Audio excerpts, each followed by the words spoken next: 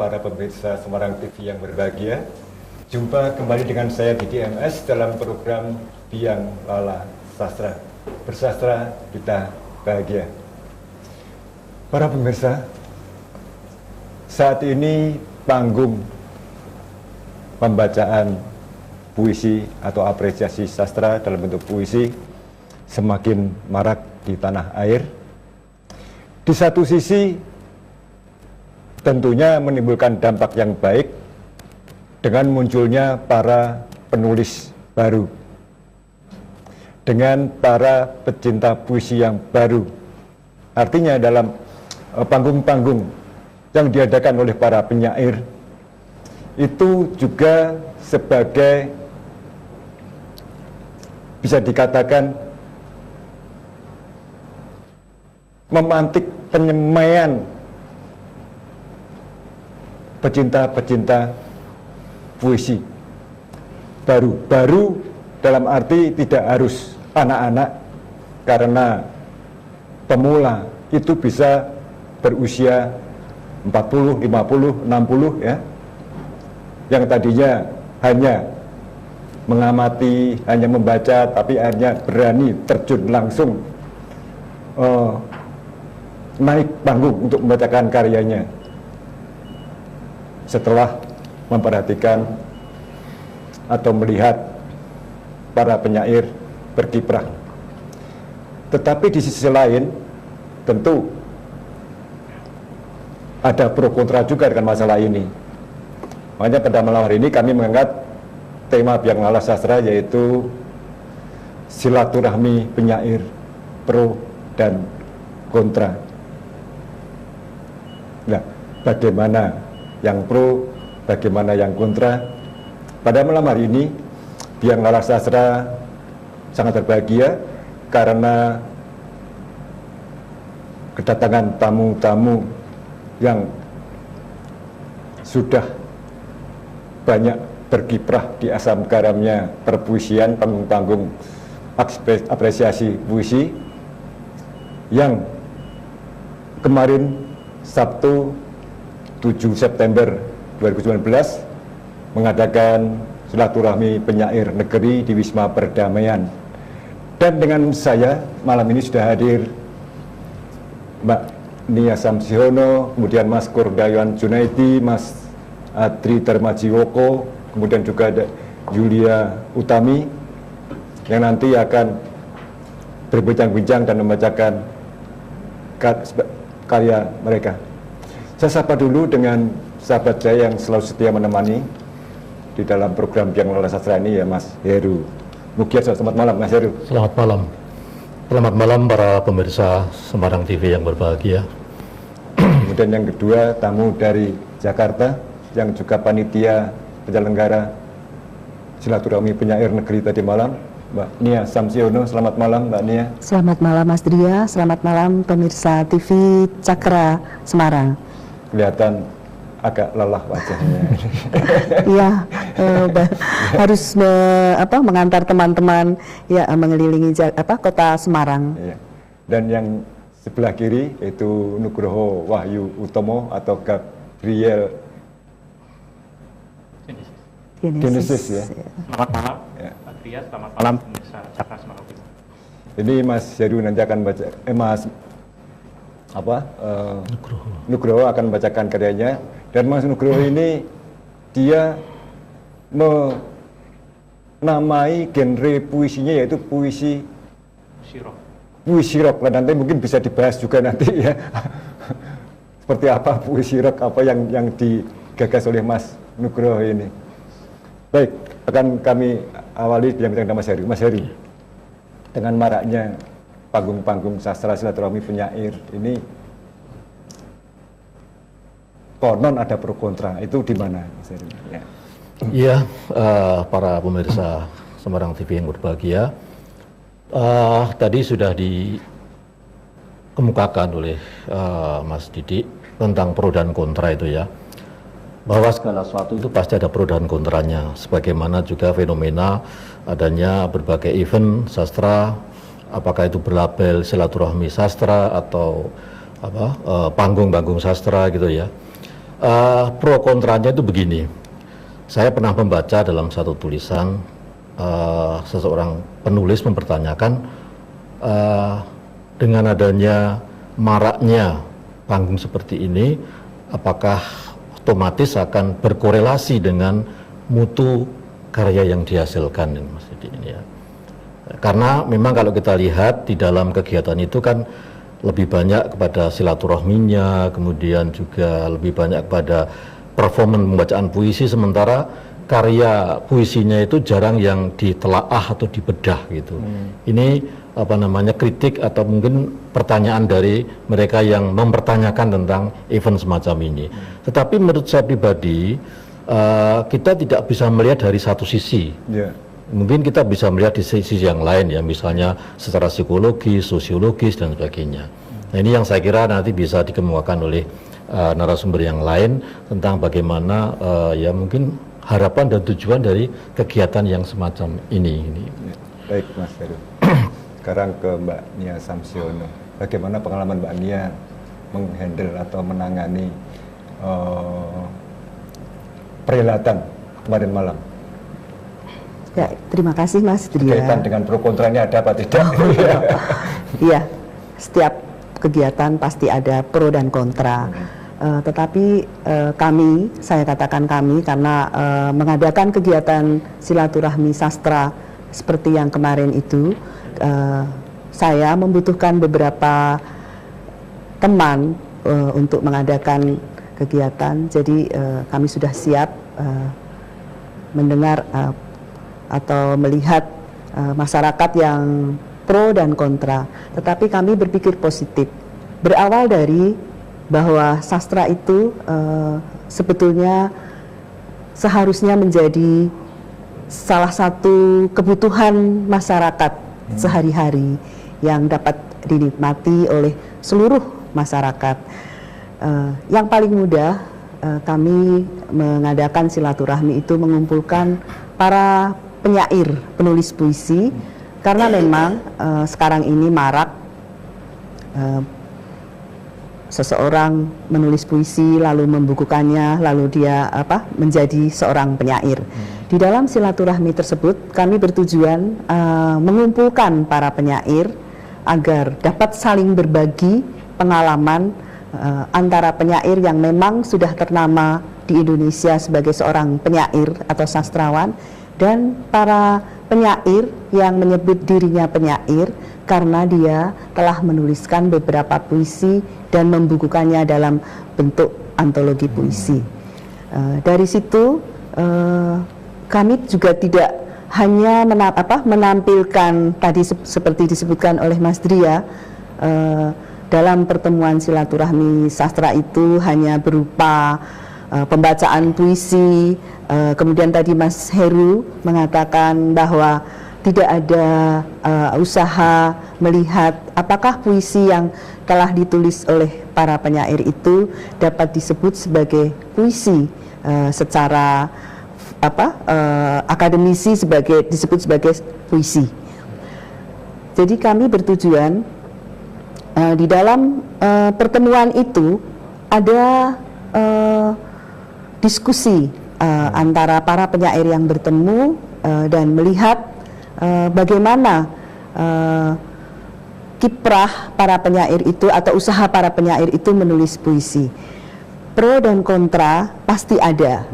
Jadi ketika kami bertemu, sebelum kami bertemu, panitia telah menyeleksi kira-kira puisi-puisi seperti apa yang dapat dibukukan, dan memang dalam silaturahmi penyair negeri ini yang baru pertama kali diadakan di Semarang.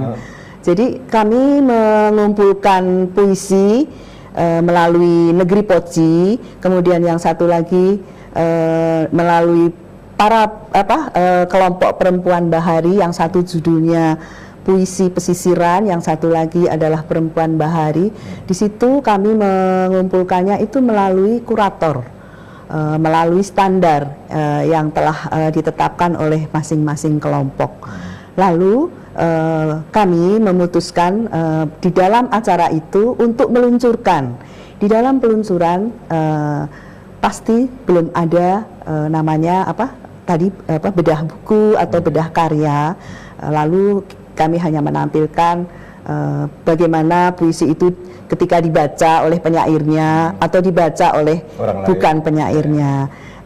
Nanti di situ akan terlihat bagaimana penangkapan atau penerimaan mereka terhadap karya sastra yang telah dibuat di dalam antologi yang kami luncurkan di dalam Silaturahmi Penyair Negeri ini. Harapannya sebetulnya Mas Dria, acara-acara ini akan berlangsung entah itu setahun sekali, entah itu 2 tahun sekali. Setidaknya pertemuan itu akan dapat mengukur kemampuan dari penyair yang sudah mapan. Penyair yang sudah mapan pun juga akan dapat terukur apakah karya-karyanya itu tetap tidak berkembang, apakah berkembang. Lalu kemudian penyair-penyair yang baru pemula, mereka akan berguru setidaknya melalui komunikasi yang ada di dalam silaturahmi tersebut. Ya, baik, Ania Samsiono dan para pemirsa, kita rehat sejenak untuk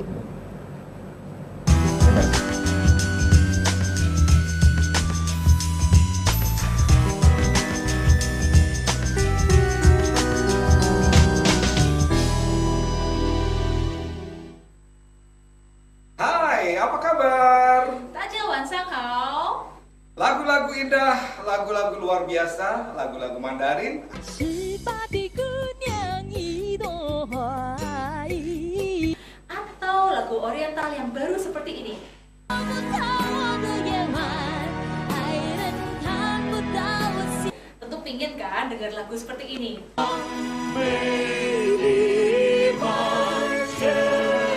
Oriental Song setiap hari Selasa Hanya jam 8 sampai pukul 9 malam di Semarang TV. Tutur Sepuh Semarang TV. Satunggaling adicara ingkang nguri-uri Kabudayan Jawi. Kula wentai manut sesipatane dewi-dewi.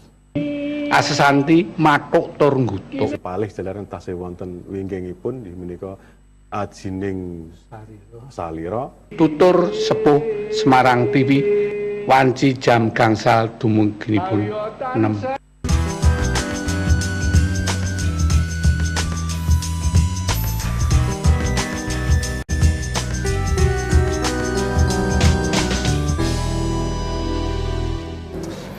terima kasih pemirsa yang berbahagia. Anda masih di saluran 52 UHF Semarang TV dalam program Biang Lala Sastra. Bersastra kita bahagia. Sebelum kami melanjutkan bincang-bincang tentang tema hari ini, yaitu silaturahmi penyair pro dan kontra, Mas Nugroho Wayu-Utomo akan membawakan puisinya yang berjudul Puisi Romantik Tak Berjudul. Silakan Mas Nugroho. Karya NBU Gabriel Genesis. Puisi soft rock, puisi romantik tak berjudul. Pada hamparan hijau nan rimbun, memayungi dari mentari yang memeras gerah, menanti kisah-kisah lama di antara Renaissance hingga pergerakan. Plumeria menyapa membubuh senyum penuh damai. Ingin ku menggurat semaradana yang tak tereja dan tersimpan tanpa satu pun angin menciumnya. Walau usai perjalanan tak mungkin berpaut. Manis, sayu, menerpa, bila terlepas gelopak kan berjujuran. Menjelang sang surya bersembunyi pada sebuah ruang yang teduh, percakapan mengalir tiada jurang. Tetapi aku hanya menatap dan mendengar, beriring A Night at the Opera yang mengalun, seolah amor meletup penuh sensasi. Walau tak akan mampu berpaut, karena kita menatap dan berkata yang tak lebih. Sendu, romantis, damai, tak ada lagi curiga. Semarang 4 Agustus 2019. NWU Gabriel Genesis 1 Nugroho Wahyu Utomo dengan puisi romantik tak berjudul bergenre rock, tapi karena malam ini dalam posisi duduk jadi tidak kelihatan ngeroknya bagaimana. Ya baik, Mas Heru. Iya. Tadi yang diungkapkan Mbak Nia, menurut Mas Heru bagaimana? Iya. Ya, jadi begini Mas Didik dan para pemirsa. Tadi apa yang dikemukakan oleh Bu Nia tadi, saya kira sesuatu yang positif, kita melihatnya secara positif. Tadi saya katakan bahwa untuk melihat event ini kita tidak bisa melihat dari satu sisi saja ya, dari kontranya saja karena beberapa kritikan dan sebagainya. Kita juga melihat dari sisi yang lain, misalnya sisi sosiologis ya, bahwa tipe budaya masyarakat kita itu kan masyarakat apa ya, guyup gitu ya. Jadi seorang penyair sekalipun dia itu dalam proses kreatifnya itu bekerja sendiri dalam sunyi dan sebagainya, tapi saya pikir untuk konteks budaya kita tidak bisa hanya dengan dalam kamar saja Mas Didi. Dia butuh keluar kemudian untuk bergabung dengan teman-teman yang lain yang satu profesi atau satu pekerjaan itu, untuk ya tadi untuk saling berdiskusi, untuk saling kalau saya mengatakan itu 3A ya, asah, asih dan asuh. Itu adalah tipikal budaya kita. Jadi sebenarnya dengan adanya event-event yang semacam ini sebenarnya memberikan ruang bagi para penyair yang kadang-kadang lebih suka dalam kamar berproses kreatif itu untuk bergabung dengan teman yang lain. Di samping sebenarnya secara emosional juga merupakan suatu kesempatan untuk melakukan katarsis dan kanalisasi emosional dari apa yang dia lakukan. Jadi sebenarnya seorang penyair itu bukan makhluk soliter ya, yang sendiri, sehingga dia tidak butuh teman yang lain dan sebagainya. Nah, event semacam ini menurut saya itu cocok untuk itu, ya, karena ini khas budaya kita.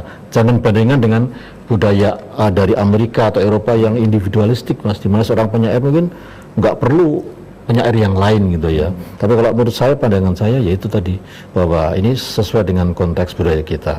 Jadi kita melihat dari sisi positifnya gitu. Sekarang kembali ke Mbak Nia. Bagaimana menghadapi yang kontra, misalkan ada?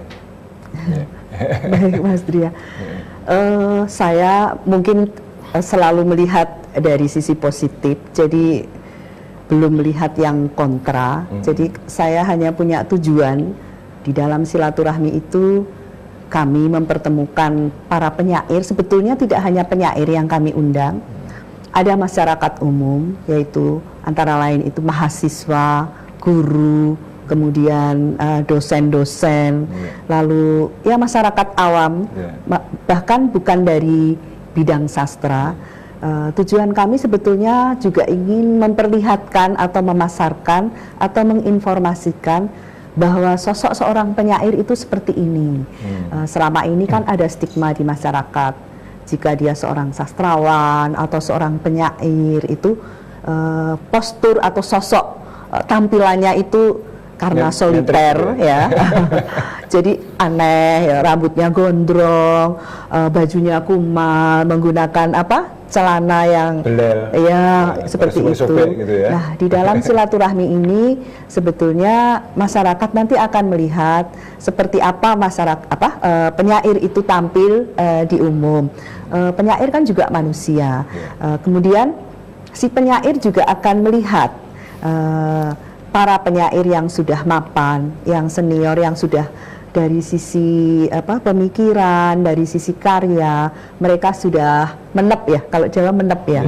Nah, tampilannya itu akan terlihat lebih memasyarakat, tidak lagi tidak mandi berhari-hari misalnya seperti itu.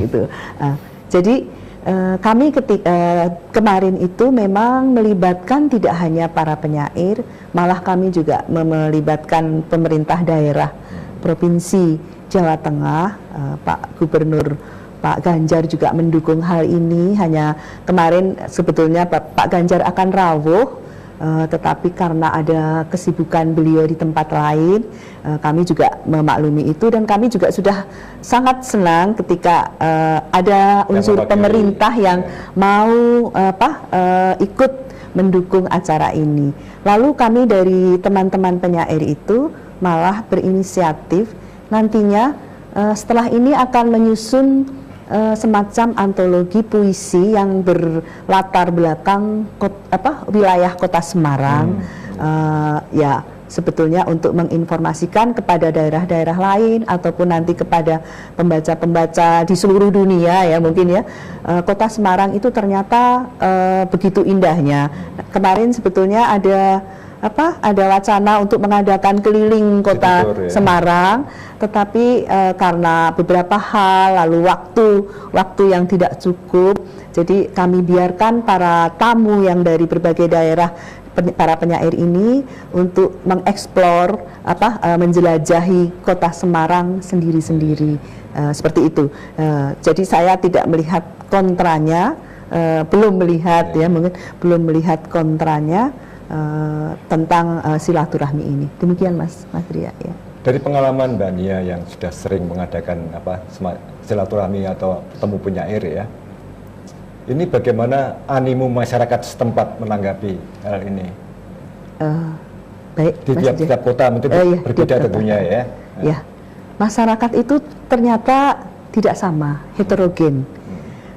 Di Kota Semarang sebetulnya lebih membuka diri, masyarakatnya lebih membuka diri, hanya mungkin karena beberapa kesibukan. Di Semarang ini masyarakatnya itu mungkin lebih mementingkan hal-hal yang sifatnya untuk kepentingan yang paling urgen. Untuk hal sastra memang masih belum begitu dipikirkan. Ketika mereka sempat, ini pengamatan saya sekilas dan teman-teman, tetapi kemarin ketika kami menginformasikan bahwa untuk mengikuti silaturahmi penyair ini harus mendaftar. Jadi kalau tidak ada di dalam daftar itu kami tidak dapat menerima. Sebetulnya itu kok begitu kesannya agak ketat.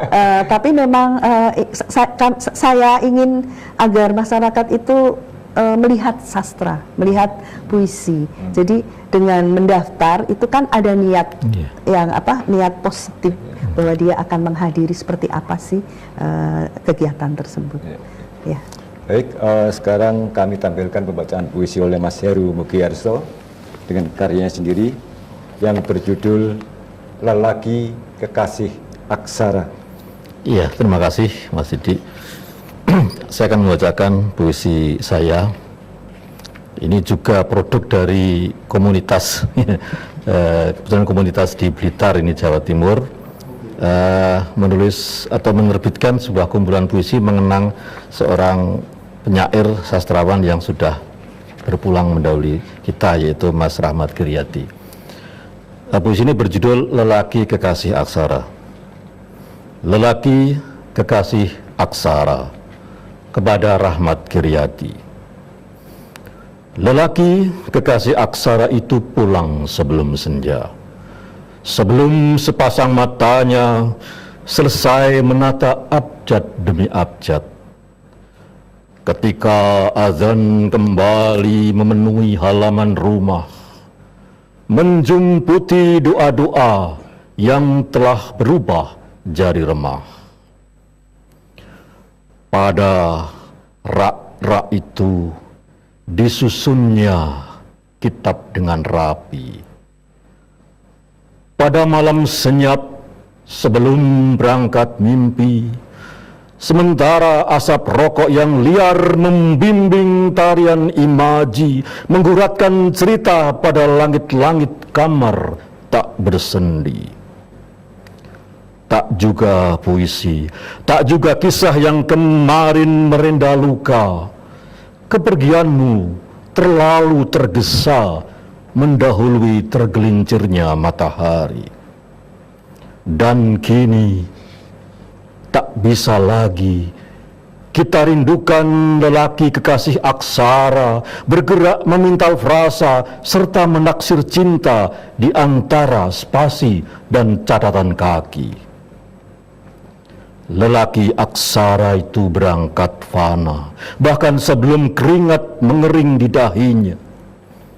Ia kini melesap pada halaman dan daftar isi antologi sahabat yang bertajuk sastra, yang tersesat di antara bibliografi dan menerangkan tahun-tahun. Ketika sunyi jendela tak lagi menemani pandang sepasang matanya. Semarang 2019. Baik, sebelum Bapak lanjutkan para pemirsa, kita saksikan dulu pariwara yang akan lewat berikut ini.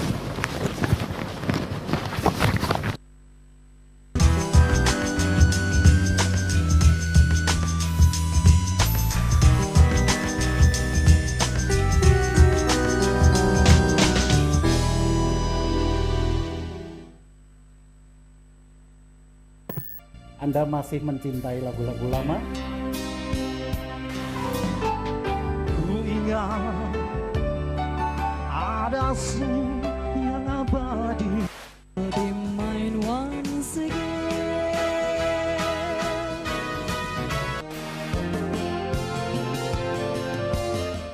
Silakan bergabung di Evergreen Lagu Sepanjang Masa tiap hari Senin malam jam 8 sampai jam 9 hanya di Semarang TV.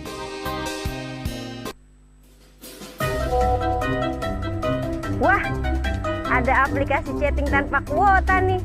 Share ah. Mau ada bom di Jakarta? Wah, hot news nih, gua share ah. Wih, Justin Bieber, Panjat Pinang, share ah. Stop, begini nih cara penggunaan media sosial yang nggak tepat. Hentikan menyebarkan berita hoax karena hukumannya akan terancam pidana atau kurungan penjara loh. Sebelum Anda menerima berita, pastikan dulu kebenarannya. Mulai sekarang, jadilah pengguna media sosial yang bijak.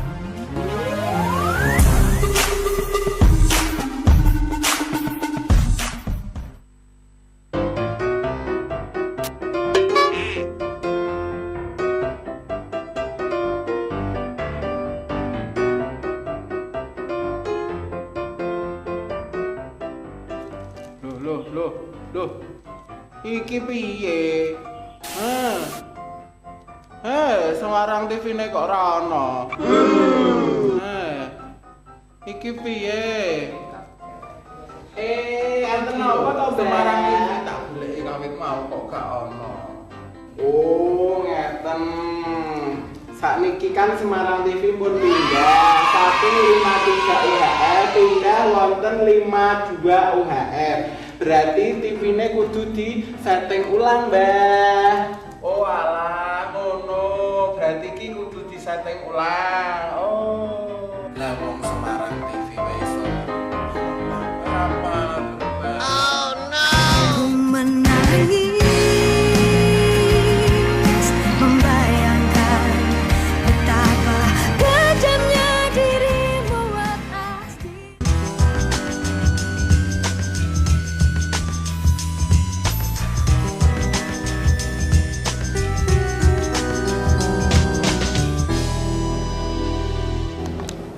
Terima kasih pemirsa yang berbahagia. Anda masih di saluran 52 UHF Semarang TV dalam program Biang Lala Sastra bersama saya Didik MS. Sekarang ngobrol-ngobrol sedikit dengan tamu kita yang lain. Lila Utami, selamat malam. Selamat malam Mas Didi. Tampak berbahagia, senyum, tidak nampak kelelahan seperti Mbak Nia. Padahal kami sama perginya. Tadi Mbak Yulia sudah mendengarkan percakapan kami tentunya ya. Kalau menurut Mbak Yulia sendiri ya, yang sudah juga berkeliling prakota, apakah betul ada pro kontra tentang silaturahmi atau temu penyair itu? Terima kasih atas pertanyaannya Mas Didi. Menurut saya, selama saya mengikuti, apalagi yang hari terakhir ini, kebetulan saya memang hanya datang hari Sabtu. Sebagaimana diketahui, saya adalah seorang guru yang bisa izin hanya hari Sabtu. Dan saya tidak mendengar dan juga tidak melihat. Semuanya euforia bahagia. Sehingga kalau ditanya hal ada pro dan kontra, sejauh pengamatan saya tidak menemukannya. Karena semua datang sukacita, sebelumnya saling mengabari dan berjanji. Jadi kalau saya menangkapnya tidak menemukan hal itu, Mas, tidak mendengar. Ya, puji Tuhan kalau begitu ya. Iya. Jadi istilahnya para penyair itu bisa bersatu, bisa rukun ya, bisa ngomong orang Jawa bisa guyub ya, untuk bersama-sama mengekspresikan karyanya di satu panggung ya, dengan disaksikan teman-teman sendiri, juga disaksikan oleh masyarakat umum ya, yang tujuannya tentu saja untuk memasyarakatkan puisi khususnya ya, agar semakin banyak masyarakat yang lebih mencintai, karena bagaimanapun kesenian apapun bentuknya itu sangat dibutuhkan di dalam pembentukan budi pekerti anak didik kita ya. Karena dengan berkesenian akhirnya mereka kan punya sarana, punya media untuk meluapkan endapan emosi yang ada. Betul sekali, Mas. Juga saya kalau diminta untuk mengajar ekskul di sekolah-sekolah, juga saya katakan kalian harus memegangi salah satu matra seni, entah itu sastra, entah itu seni suara, musik, lukis, patung atau apapun. Karena apa? Dengan tujuannya, kalau kalian ingin marah, luapkan lewat karyamu. Ingin berteriak, lewat karyamu.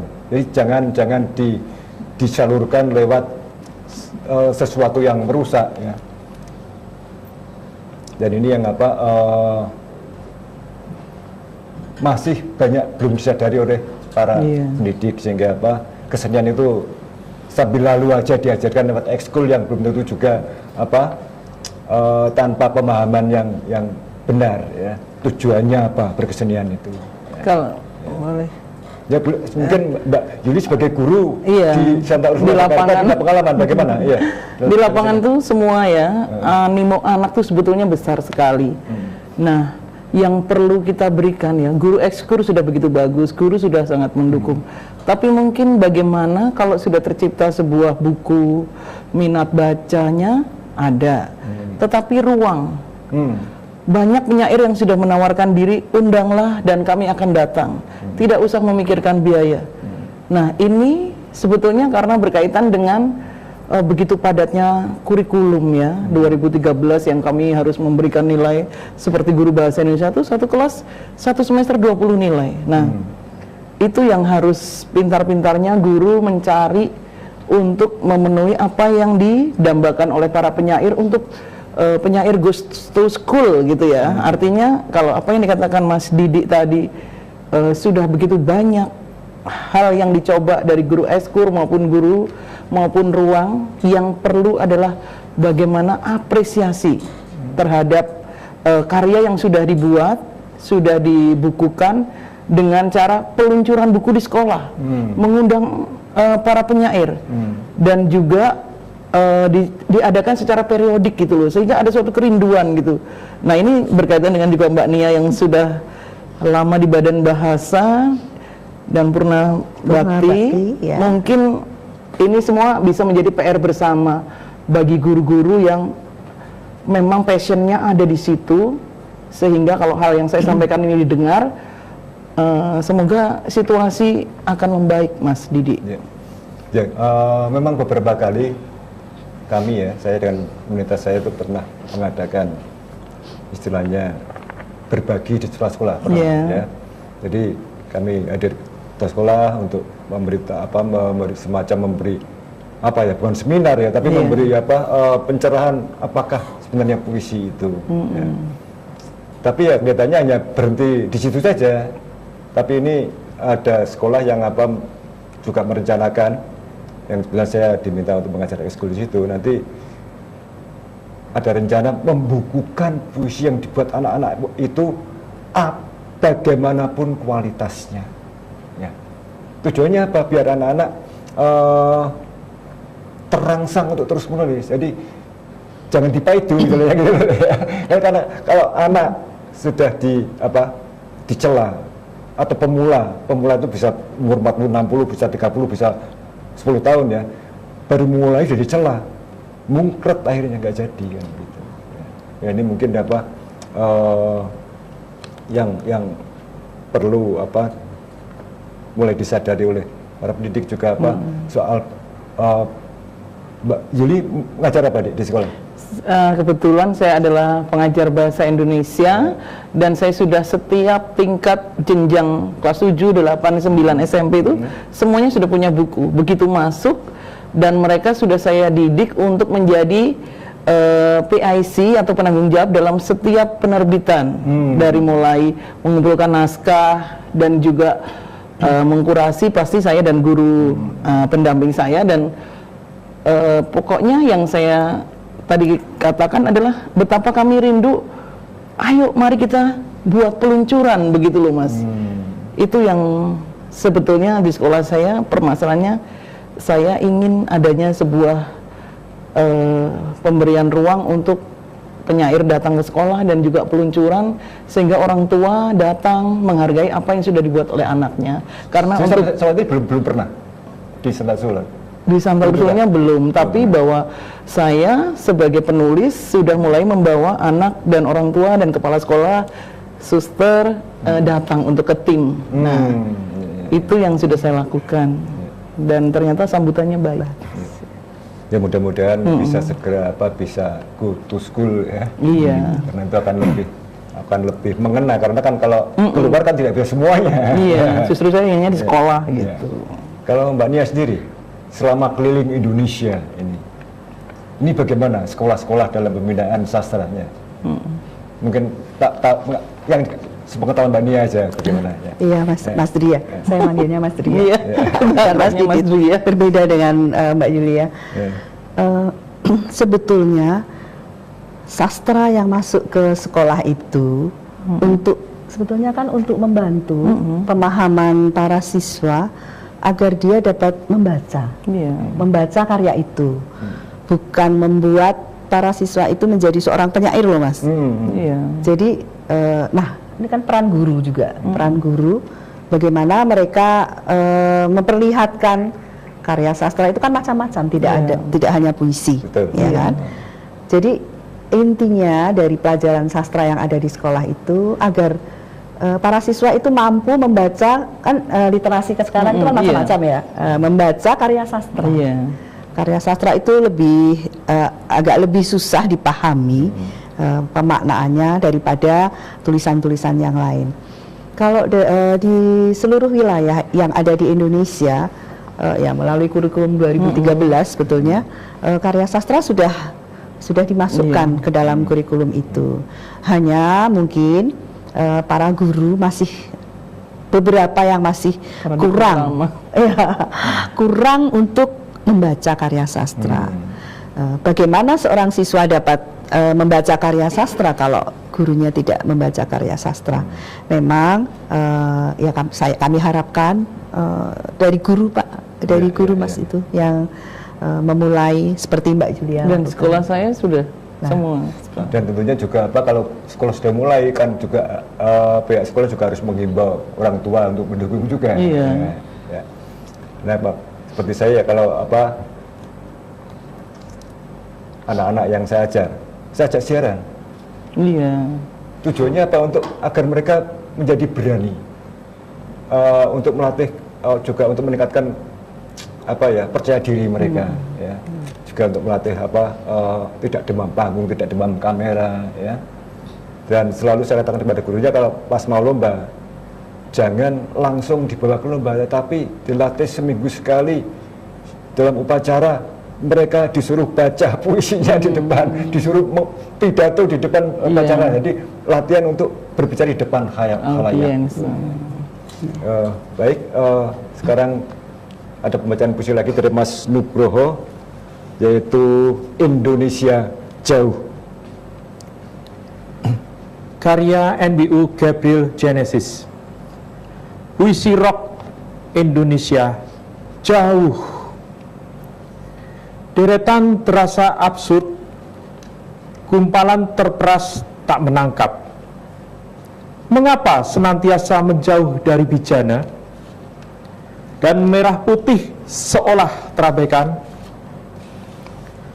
Tidakkah mengeja teriakan yang terpenggal timah, yang berlari mengadang jejak-jejak penginjak persada, terhunus menggerus merah dan tertidur dalam kedamaian?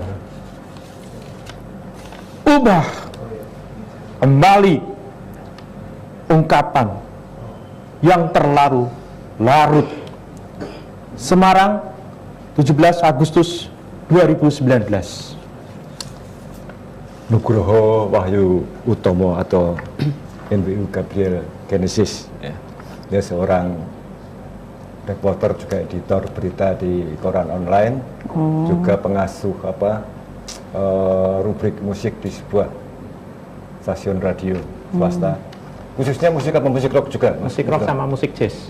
Musik rock sama musik jazz. Ya. Kenalin di FB. Sudah akrab. Memang susah gampang memang memberi pengajaran kepada anak-anak yang tentang kesenian, ya. Karena itu kan juga keterampilan bagaimana mengolah kata, bagaimana merangkai kalimat, ya. Itu memang harus dimulai sejak dini. Juga mereka juga harus biasakan membaca kamus, ya, agar diksinya tidak terbatas, kosakatanya tidak mengulang-ulang.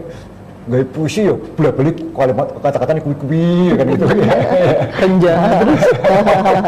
Itu yang perlu dipahami oleh para pendidik juga, biar siswa tidak bosan, ya.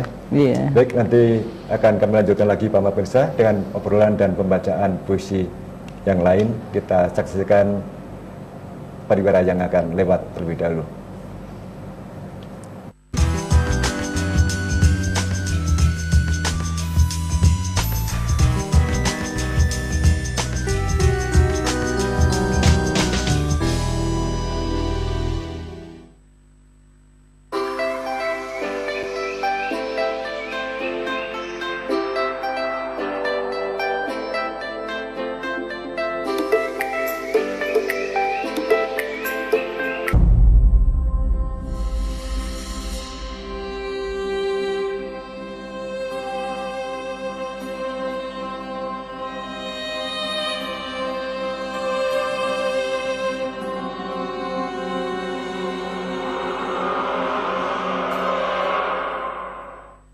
Tahukah kamu, jika dilihat menggunakan angka persentase dari 100%, hanya ada 1% yang suka membaca. Kenapa sih kita harus gemar membaca buku? Dapat menurunkan tingkat stres hingga 60%, melatih keterampilan untuk berpikir dan menganalisis, hingga dapat meningkatkan konsentrasi. Seseorang yang rajin membaca memiliki risiko 2,5 kali lebih rendah terserang penyakit Alzheimer. Oke ya, itu dia alasan kenapa kamu harus mematikan gawemu dan memilih membaca buku.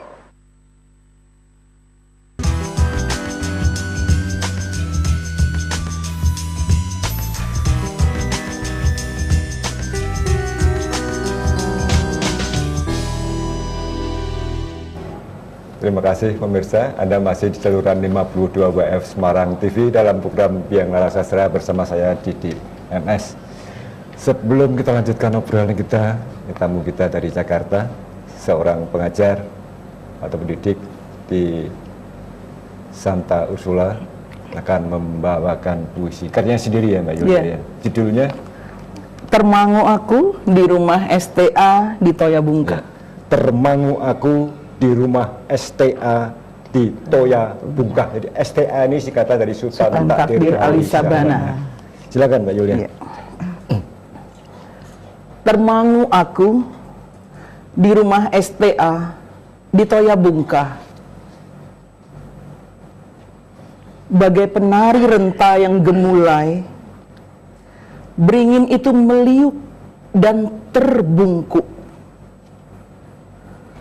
Daunnya rindang berjuntai-juntai, dan di tanah, dan sebagian menumpuk. Setelah menuruni jalan curam berliku dari desa Penelokan hingga ke Disan, ku masuki pekarangannya yang luas dan sepi. Sebuah rumah tua di bawah pohon beringin, tampak gelap dan penuh misteri. Kamar-kamarnya terkunci, tanpa penunggu. Foto dan poster tua tergantung di dinding. Lama aku termangu memandangi suasana itu. Di Toya Bungkah, di Hulu Kintamani, rumah itu tua dan sekarang seakan menjadi saksi. Kisah cinta yang berkobar tak sampai. Hasrat cita yang juga berkobar, membara. Dan gelombang jiwa yang tak kunjung selesai. Di Toya Bungkah, semua menanam rindu. Julia Daniel Kotan, Depok, 15 Agustus 2019. Terima kasih. Terima kasih Yulia Utami atau Julia Daniel Kotan. Daniel Kotan, nama suami ya? Iya. Ini ditulis baru saja atau sudah ada lama ini? 15 Agustus untuk ke Bali. Kan bentar lagi tanggal 21 ada Festival Toya Bungkah. Wayan Jengki dan Sadewa mengundang. Kebetulan yang lolos dari Jakarta saya, Om Kurniawan Junaidi, dan kami diundang tanggal 21 untuk mengikuti ber-30 dari seluruh Indonesia mengikuti festival ini. Gitu. Bahagia sekali bisa terpilih. Ya. Terima kasih Mas. Sekarang Mas Nugroho ya. Rencana mau mengadakan pentas tunggal ya. Iya. Kapan rencananya? Ini masih dalam pembicaraan tim. Jadi pementasan ini nanti akan berskala besar, lebih besar daripada pementasan saya yang pertama tanggal 14 Februari 2016 yang lalu di Gedung Pusat Kesenian Jawa Tengah. Jadi nanti konsepnya dari tim itu ingin meng-blow up apa itu sebenarnya puisi rock dan juga sosok saya sebagai seorang perintis dari genre puisi rock itu sendiri. Keren, bagus. Dan sebelumnya ini saya sedang dalam rangka penggarapan buku pertama saya, buku kumpulan puisi pertama saya, puisi rock ya. Nanti direncanakan akan terbit tahun ini juga. Dan di sini nanti ada juga puisi rock kolaborasi. Kolaborasi dengan salah seorang penyair muda, seorang wanita, tapi saya tidak berani menyebut namanya dulu. Jadi masih dirahasiakan. Rahasia. Jangan saya. Karena puisi rock ini dulu sudah sejak tahun 2015 saya simpan, kemudian saya ketemu lagi, kemudian saya poles lagi menjadi lebih baik. Bukannya dulu jelek, tapi menjadi lebih baik lagi, lebih bisa ya lebih nyastra lah, sebenarnya gitu.